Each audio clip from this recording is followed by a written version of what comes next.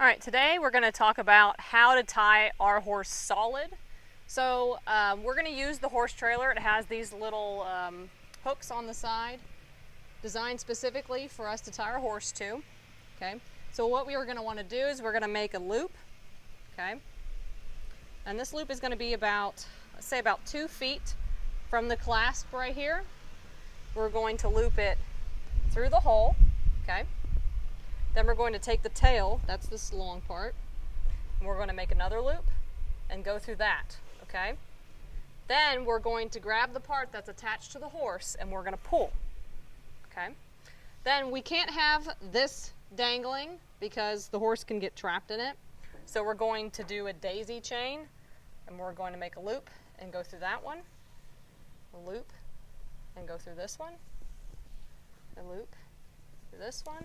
And if you have a shorter lead rope, you'll probably end about there. So you would just keep doing it till you get to the end. Okay. And some horses are really smart. So what you want to do is you want to take the tail and you want to put it through the last loop. Okay. The reason why you want to do that is because some horses like to bite and chew on the lead rope, and if you leave this out and they pull on it, it's going to set the horse free. Okay. This whole knot process is called a slip knot. So yeah, we're going to lock it, tuck the tail in there, and then to set our horse free, we're going to pull, and that's how he is. Okay. All right, it's very important that you pay attention to how close your horse is tied to an object. See, we wouldn't want to tie him like this for this exact reason, okay? This is dangerous.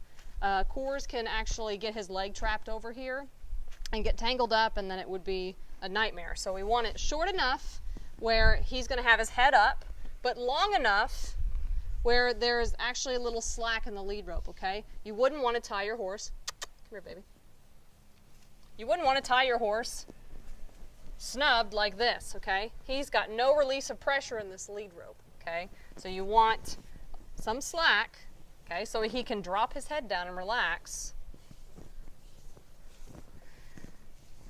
Okay, so then we daisy chain it, and then we tuck the tail in at the end. Okay, we want to make sure that this part is tight, and he's a good boy, so he's going to stand there. And then to untie him, we pull the tail, set him free. All right, something really important that we need to discuss is horsepower. Okay, this horse here weighs about 1,300 pounds. So when he's standing tied and he gets scared and sets back, that's when a horse kind of runs backwards very quickly. He's going to exert 2,600 pounds, that's 2,600 pounds in force, okay? So it's very important that you do tie your horse correctly in a way that you can get over there and release them so they don't hurt themselves, okay? That's why, you know, we do a slip knot, which is a quick release knot. Also, another thing is you never want to leave your horse tied unattended, okay? You always want to have your horse within sight so that if something does happen and they do pull back or, you know, something spooks them, that you can get over there and help them out, because, I mean, your horse can seriously injure themselves setting back like that. So when we tie our horse, we also want to make sure that we tie our horse to something solid, okay? So something concreted in the ground. Or like this horse trailer weighs quite a bit, so if he did pull back, he would not pull this horse trailer over, okay? So we'd want to tie him to something solid like this, and of course we want to make sure that he's tied the right distance away and that he has nothing around him. You do not want to tie your horse with another horse right here because they could kick each other, or with a free horse out here, because that horse could come up and more than likely they're going to come up and bite him and cause a big issue, okay?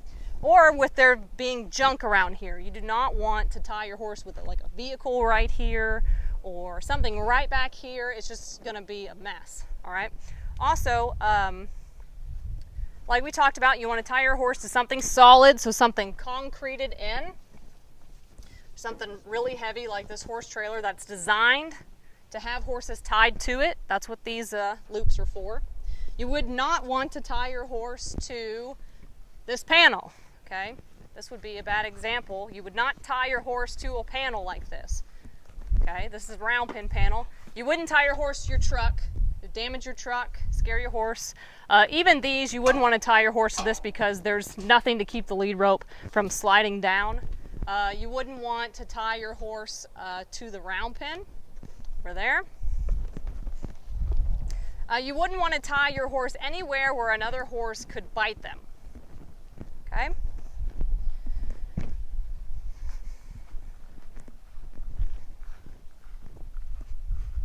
All right, so we're going to come over here to the round pin, and I'm going to show you why we do not want to tie our horse to the round pin.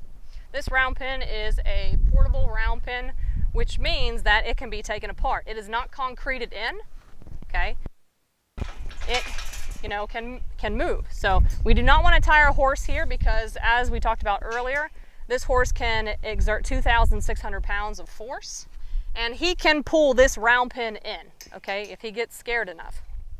All right, so this tree is a good example of something you would not want to tie your horse to. This tree is not sturdy enough. Your horse would get cut up in this, his face would get cut up. More than likely, he would break off some of these branches. I mean, that is just how powerful your horse friend is. Okay, so the golf cart would be another thing you would not tie your horse to, okay? This horse weighs 1,100 pounds, okay? That means he can exert 2,200 pounds in force pulling backwards, okay?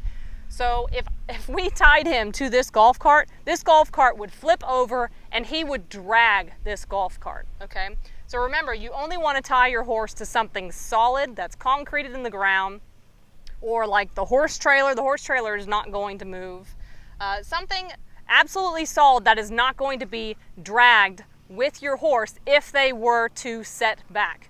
Now remember, I showed you earlier that we tie our horse with a special slip knot, of course not to the golf cart, but to something solid like a post or the trailer, not to the round pin, okay? And if he did get upset, we would keep our horse in sight at all times when he's tied, so that if he was upset, we could release him to keep himself safe. Come on, Blue. To keep himself safe so he wasn't going to hurt himself. Do not tie your horse to the golf cart.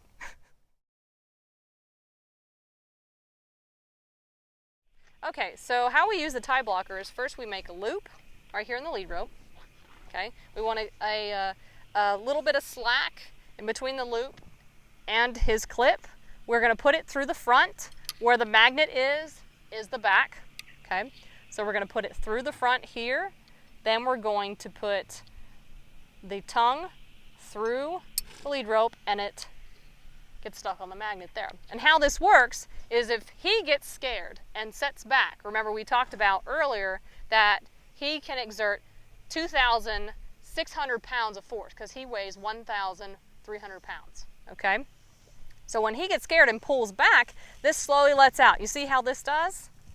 And so what happened is if he pulled all the way back, it would stop at this knot because I tied a knot in the very end, okay? And that would keep him from breaking his halter, injuring his neck, all kinds of injuries that you guys possibly have heard about from horses being tied solid. So that's the reason why we like to use them here, so that we keep the horses safe. Now remember, you never want to leave your horse tied unattended. You always want to be, if your horse is standing tied, you want to be around or outside working so that you can make sure that they're not getting themselves into trouble. Okay, and then to take your horse off the tie blocker, it's really easy. You just pull this tongue down, slide it off, there you go. Okay, now if we were tying him solid to this post, we would make a loop around it. Okay, we still want to make sure that he's not tied too tight as far as the post to his clip, and then you would put a loop in, pull this, and then you would do your daisy chain all the way to the end where you would tuck the tail in to lock it. Okay. Then if he was in an emergency, you'd have to run over here and set him free very quickly. Okay, so, and usually when a horse is setting back like that, you don't want to be anywhere near them because they're not thinking and you could easily get hurt. So that's why we like to use the tie blocker.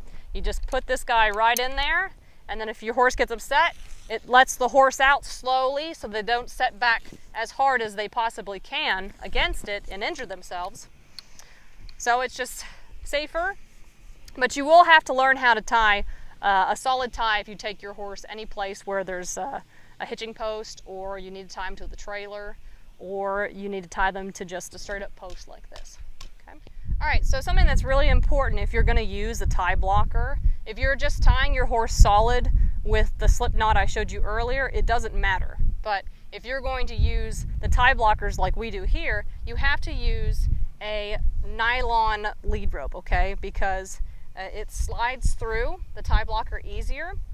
This is a cotton lead rope right here. This will not work with the tie blocker, okay? It will get stuck, and so it will be like you have your horse tied solid, and your horse could panic and, you know, break the halter or injure their neck.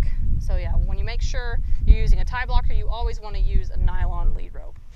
But the absolutely most important thing that you guys need to consider when tying your horse is your horse's safety, okay? Horses can get severely injured if tied incorrectly, tied to something that can be ripped up and pulled, or tied amongst a bunch of junk and garbage. Just use your common sense, you guys. You want to make sure that your horse is tied where there's nothing else around that your horse can get injured on. And you never want to leave your horse unattended, because we all know vet bills are very expensive and our horses are priceless creatures. We love them, we want to take good care of them. So you guys just be very careful. And if you have any questions or comments, don't hesitate to ask.